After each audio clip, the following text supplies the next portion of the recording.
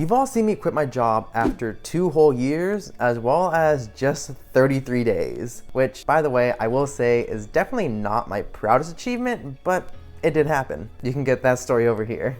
But as I keep moving forward, I start my new job this next coming week. And for me, that's great. I'm excited. It's a new field, it's new skills to learn, and new opportunities to have. My name is Michael, also known as KES. Keeping everything simple, let me tell you my 5 simple key habits that I've implemented in every job I've had when I was just starting out to give myself more opportunities faster. Let's jump right in.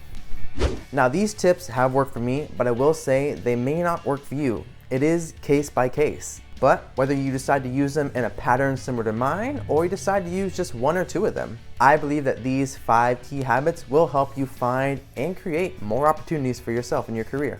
First things first, ask questions as much as possible. That seems pretty simple, right? The more questions you ask, the more answers you'll have, and the more you'll know that much faster. It saves you a lot of time, as well as is pretty humbling because you can't walk into a new role in a new position assuming you know everything. And that's also especially true when you're moving fields and moving industries. And while asking questions and asking a lot of them can feel rather uncomfortable, check out my video on why leaders must ask questions to dive into a bit more of why it's so important. Habit and step number 2, getting to know leadership and management.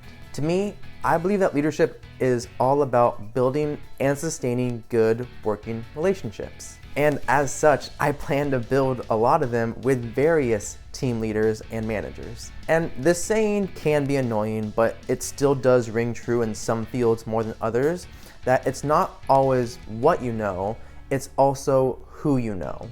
And that can have a large impact on the opportunities you have, as well as the chances for advancement in the future.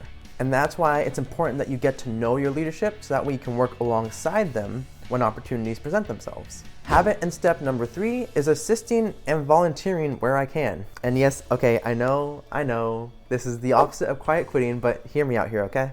This is why I said that these tips and these steps are case by case. It's different for everybody. If you personally want to do what's required and what you were hired to do because you value that balance, that's good. Balance is so important in work and in life. For me personally, I'm okay playing the game of careers for a little bit longer here.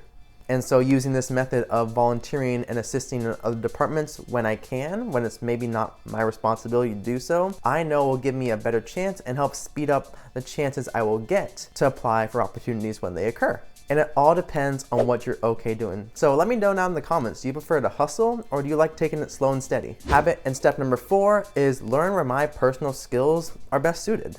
This is step 4 because after working with leaders, after asking a lot of questions, and after trying to volunteer and assist in other departments, I'll gain a better picture and better understanding of where my personal skill set is most impactful. I'll be able to find out where I can add more value and in turn become a more valuable team member to the company. And I personally see this as a win-win.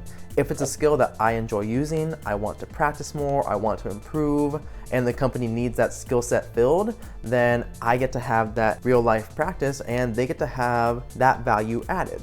So everybody wins. So stick around because I actually do have one more bonus tip after tip number 5, and I'll tell you what that is in a moment. Habit and step number 5, ask for opportunities and apply for them when they come. Again, this one seems pretty simple, but there's a bit more to it. And I say there's a bit more because of all the tips and all the steps, one thing that you can do that will guarantee you a good path to success on trying to work that career game and move up is asking your leader, your boss, what you need to do to get to those next steps. Because by asking them directly, you will put yourself on the radar as someone who wants to move up, as well as they can give you an outline or clear actionable steps that you need to take to start moving towards that next opportunity and that next promotion or whatever it is, the next step in your career. And what's important to remember is that all of these steps takes time. See, I personally don't believe that I'm gonna start and then 3 months later be able to say, hey guys, I've been here all 3 months and you know what I'd like?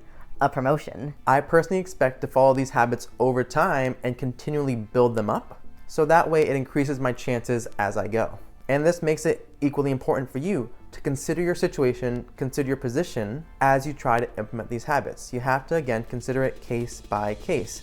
What's your unique situation and how can you use these skills and these steps to your benefit? And that final secret little habit and step, wash, rinse, repeat. Because once I get to a new role and a new opportunity, I'm gonna start over again from square one. And even if this one takes me less time to move on to the next one, it still goes back to the basics because you want to keep everything simple. And so don't forget to check out my video on why leaders should be asking questions. Like and subscribe if you haven't already. Follow me on Instagram, keeping everything simple. Have an awesome day. I will see you in another video.